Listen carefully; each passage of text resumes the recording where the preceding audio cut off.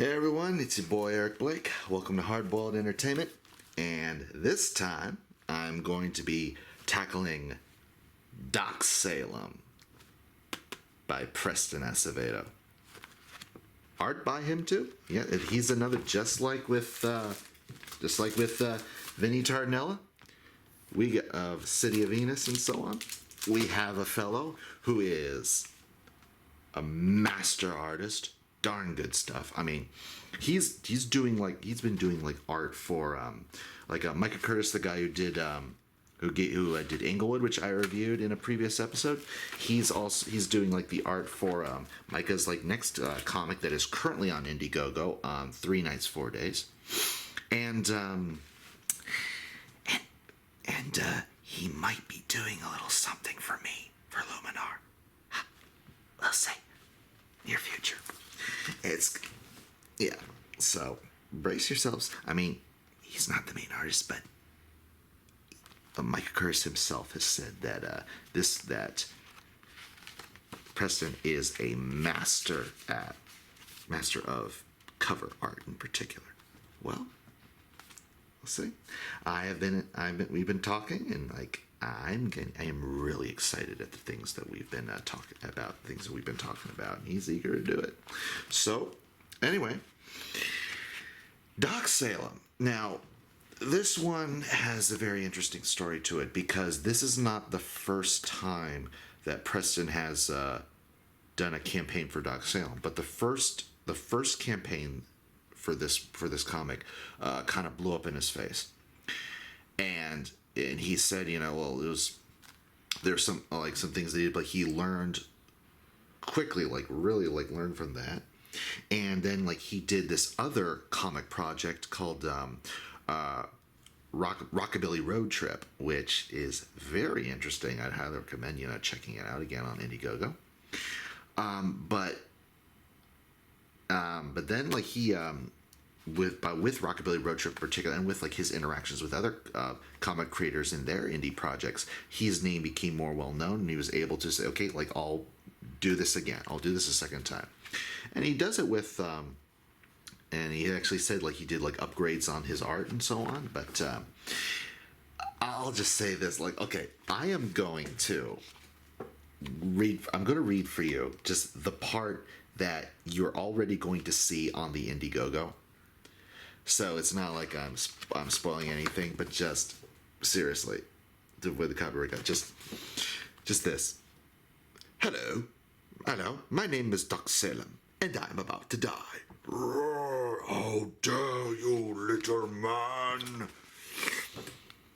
You dare to challenge Dagon, Lord of the Deep. Ding! This is Dagon. I love that. I just love that. Just his narration. I love how he does this narration here, and it's just it's just it's DOC SALEM's commentary on what's going on as it happens. Because now, Luminar, it is very much how Luminar. How I'm doing it with Luminar is that Detective Adam Helsing, his narration is happening. It's essentially his commentary on what's going on as it's going on. It's almost like his inner thoughts. His thoughts. But done in the style of a hard-boiled detective. So he does, but and just like here, it's I'm doing his commentary shows up amid the dialogue, in between the interactions and so on, because it's his thoughts about what they're talking about, and just ding. I just love the arrow pointing right here. This he just explained. Are you chair to challenge Dagon, Lord of the Deep? Ding. This is Dagon. Preston has just a golden sense of humor that he uses. It is, I'll be honest, it is far superior to, say, I don't know, to Joss Whedon, let's say, or George Lucas. But seriously, it is very much say Lawrence Kasdan quality, at least. And this is just something that's very enjoyable. And just look at this. Oh, like, oof. Like, I am a god. Now, for those of you who follow me, who are followers of me and have interacted with me in certain other communities, let's see if you recognize how familiar this is. Like Doc Salem's response. I wonder, can a god bleed?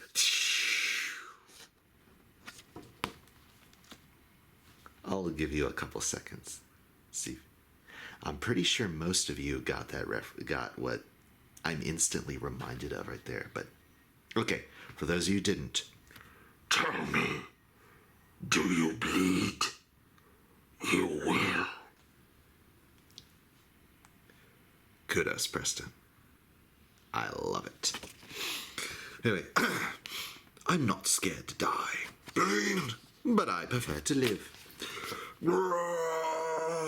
I know what you're thinking, but Doc, how can bullets hurt an elder god? Well, they can't, but exploding silver bullets can. What's that? How do I know these things? That smirk, I love it. Well, I'm glad you asked. So a nice little... my real name was Victor Frankenstein.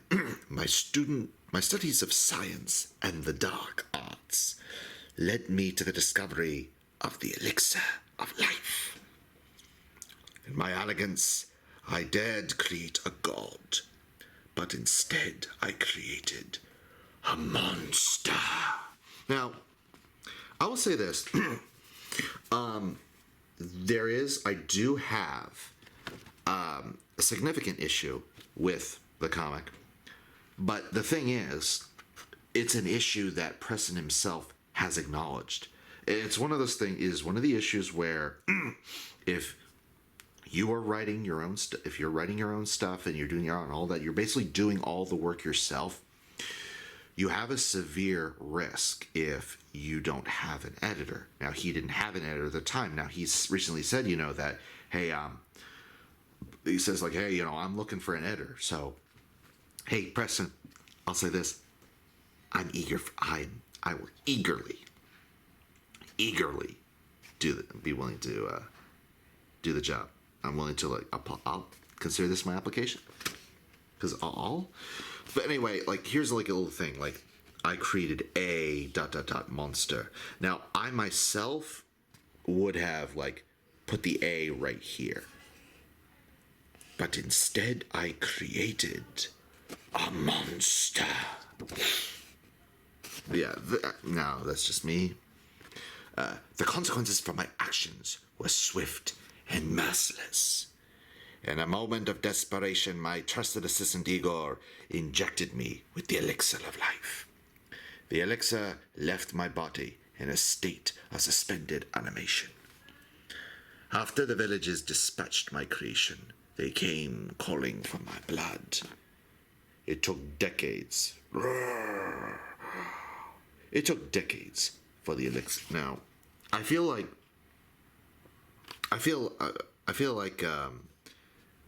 if we're talking about editing, this right here, these two lines right here, should have been moved kind of up here, and that his line here in a moment of desperation and the elixir and all that should have been further down, just to make it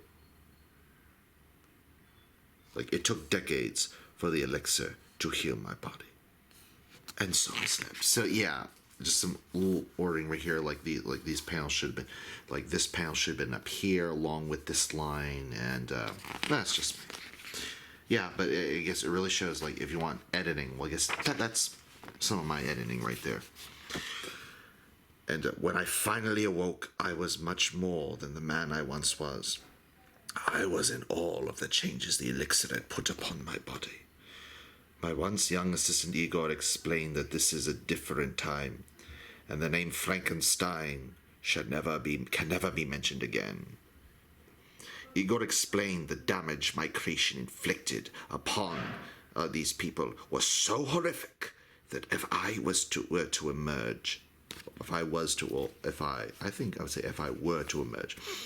I would be charged with crimes against humanity and instantly sentenced to death.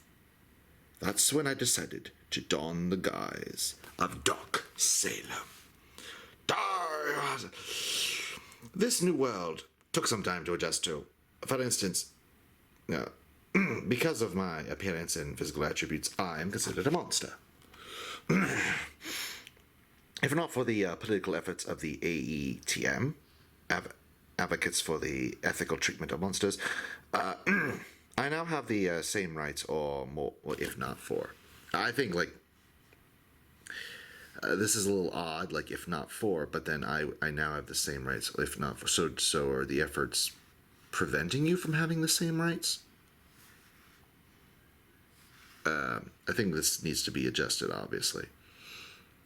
Due to the political efforts of the AETM, Advocates for the Ethical Treatment of Monsters, I now have the same rights or more than the average civilization. As do all monsters, vampires, werebeasts. Werebeasts? No, I think it's like there's the space right here. No. Werebeasts and others. That is, unless they step out of line, like our friend Dagon here. That's when I step in. Now, seriously, okay. Like, never fear, master. I have the beast. Oh, yeah. Ha! That's Igor. Just in time, I'd say. Well done, old friend. What's that? That's not Igor? Reloaded. Now to find out if there's an afterlife for a god. Oh, but it is, Igor. That's not Igor. Oh, but it is. Let me explain. And goes on and on, but like again, this is seriously some like great stuff. Now again, there's like all these like those like the editing issues, like the writing issues and all that I pointed out. Well, there are several, but again, this is the sort of thing, again, the fact that he himself has acknowledged. And honestly, you get the idea that like he will eagerly, like in a second edition of DOC SALEM, he will absolutely like correct those, fix those things. With the assistance of an editor, of course. Call me Preston. So, anyway, so there's just like some great little things, like he's got like a contact in the police, like basically his Commissioner Gordon to, he's even got like, if we're talking about like, he's even got like a bat cave, or at least, but in this case it's underwater, which is appropriate because of the whole like Lovecraft. Now, for those of you who don't know, obviously, Dagon, of course, is one of like the villains of like H.P. Lovecraft stories, like where Cthulhu, of course, is the arch villain, the grand arch villain of the myth of Lovecraft's mythos. Now, but I just love just the world building, just like his headquarters, underwater headquarters down here. This is just, and like the good guys and all that. And by the way, and just DOC SALEM Mouse Hunter. By the way, this book here, it's sort of, this is something that Micah Curtis has been talking about a lot, is that a lot of these indie comics projects, what they are is they are essentially several issues of a comic in one book. More than one issue. Now, that was different from City of Venus 1, where it's pretty clearly, it's just like it's one issue, at least as far as what I got out of it through reading it. But as a rule, these comics, like, they want you to make sure, like, you got to get, like, you're going to get, like, the bang for your buck. So the amount of money that you spend on these campaigns, like, it is going to be worth it. But the idea is that, as Micah as I've been saying, if the comic shops ever are open to, putting these comics on the shelf, then we will be ready. Where we'll be able, but like those comic shop versions, if you will be, you know, like issue 1, like this will be issue 1, and then, you know, like issue 2 and so forth. Now, so pretty cool, like, you know, so issue 1, if you will, is like the introduction of Doc Salem and his world, and the other heroes and all that.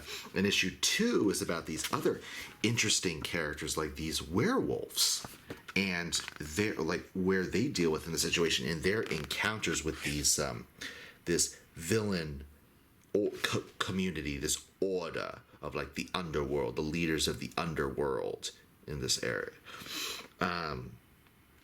But like, and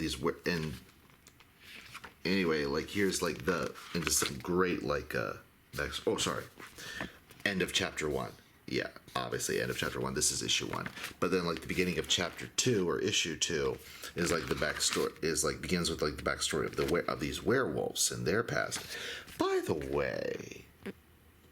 way, can I just say that this fellow here, the father of like the main werewolf here, like, look at his face. All right.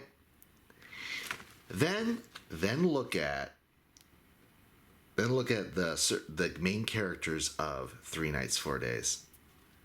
Nice little inside reference. Nice little inside joke right there. A little tide thing. Like, pretty cool. Now, to be clear, like, you know, Preston is like good at, you know, having like different faces for different characters. And I can't help wondering if like there's supposed to be a little something about this character right here, like his past. Could he be like the direct descendant of a certain knight? Huh? Who knows? That's just my speculation. Now, obviously, like, the idea is that, like, these universes of the different creators, like, the universes of their comics are, like, their own universes, and they're separate. But there are crossovers. There are crossovers. I have, like, certain crossovers planned. You know, Micah, of course, has crossovers planned. And as for Preston, you know, he's got like, you know, a crossover planned with, let's say, right here. Crossover plan with, there's Doc Salem, Doc Alpha, and Six Gun Gorilla. Pretty cool. Pretty cool. Now, anyway, I love just like, this is like a very well-developed storylines. Now, and aside from like the awkwardness in like in the editing, like I've noticed one of the main issues is the punctuation. But with the editing issues like out of the way, like the dialogue is is solid. It's got a great punch to it, a great like, you know, it's like beautifully dramatic without stretching it, without going like full, I don't know, George Lucas or whatever. But the drama, just the drama of it, like the wit, this intensity without being, you know, like without blowing up in your face. And this is some great, and by the way, there's some, like, fear not, loyal servants of Lord Cthulhu, 'tis I, the servitor, voice of the elder gods. If this loathsome speck of meat is all that stands between the coming of the Dark Lords, then help you shall have. All you need to do is sacrifice one of your own, and so on. Good stuff. Now, by the way, this thing right here, this is brilliant. Now, backers of the campaign get this code right here. This little code right here, Doc Salem code. Now, and what it does is like, this is a way of like translating what it is. And if you translate, and if you were like, when you translate like what she's saying, like what she's giving, like the sorcerer, like the spell, if you will, just, it is glory. It's just great. Anyway, so aside from like those editing issues, which Preston himself admitted, like he are admitted to. And he says, like, I'm eager. Preston, like, if I'm eager for us to, like, we can work something out. I am super game to do it. Now, if you find someone else is doing really good, fine. But it's like, I would love to help, because this is the kind of thing, this story, like, I am super excited about. I so want to see this continue, and it will continue. And Volume 1, DOC Salem Volume Number 2, available in 2021. I'm looking forward to it. So, high recommend. This is darn good stuff. Darn good stuff. So I highly recommend this thing. So, DOC Salem, and more, and there's going to be more in the future. So, thanks for watching. Subscribe. Make sure you're still subscribed. Hit the bell for notifications. Thanks to everyone giving to the Indiegogos of these creators that I read and recommend for you, and in the near future, for the Indiegogo for my campaigns. So, and that's it for now. Next time I will be reviewing the Gold State, this full collection of Walmart, otherwise known as My Hero Macadamia. All right, I'll get to it in the near future. In the meantime, take it easy, boys. Adios.